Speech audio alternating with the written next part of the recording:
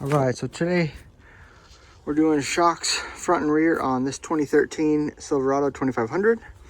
And we went with the Bilsteen 4600s because I'm a highway driver.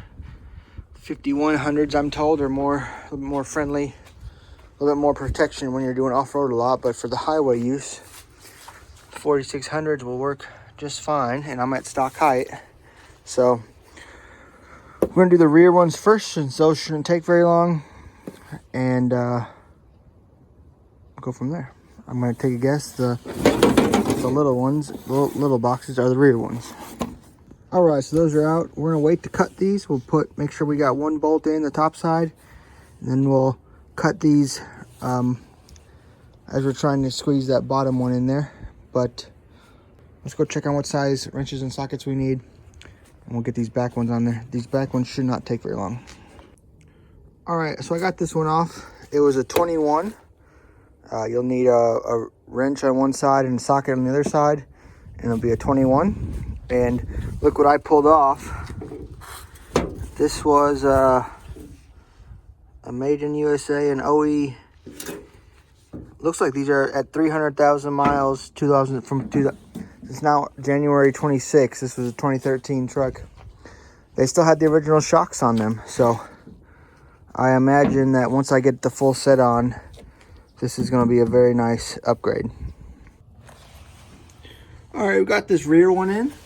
Note that this is not a nut, it's a welded on nut to this, so just hit that with an impact or a ratchet and that'll start coming out. No need to put anything on that side. And this side has 21 and a 21 on the bottom. I did that one first, the top one, and then it kind of just fell out. And install is kind of the same. Put the top one first, and then how it comes out the box, it's about yay too long, and it wasn't too hard for me. I just put my hand under there, underneath my elbow, and just shoved it up with one hand, and the other hand slid the bolt through, and then zipped her down. And this will be a good shot now until its service life is up. And the other side is going to be the same as this one, except for it's facing the rear, as you can see, instead of this passenger side is in front of the axle, and the other side is going to be in the rear. Here we go. We got the fronts. So that's the top with the two bolts. All right, so I'm doing with the tire on. If you take the tire off on a lift, it'd be easier. However, I'm trying to do this in a hurry because it's kind of cold. With the cover up, it's a little bit hard.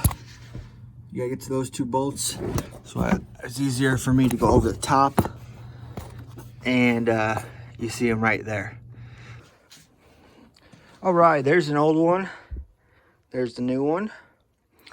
They're about the same length, so maybe mine weren't too bad. But one thing you'll notice on the nuts when you take them off, the original hardware was a 21. No washer, no lock nut, anything. The replacements that come in the kit with Bilsteen are a 19, and they've got the lock on it, and two washers that come with it. All right, so let's take a look. We got this one down here. All right, I've already bolted. That's two 21s on the bottom.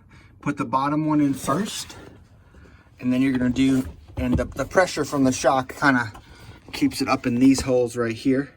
All right, so we'll have to go from the top again. We're gonna slip a washer over one. There's that. And then now these hoses you're gonna have to kind of hold, at least on this truck. Seems you have to hold them out the way. One hand, and then almost screw this down with the other hand.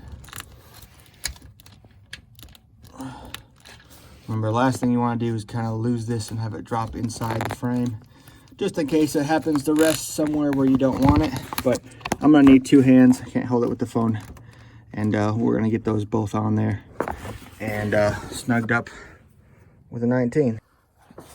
Fun fact, If you have a long enough extension, you should be on a wobble maybe. You should be able to knock out the driver's side top 2 bolts from the top, because they're plenty visible.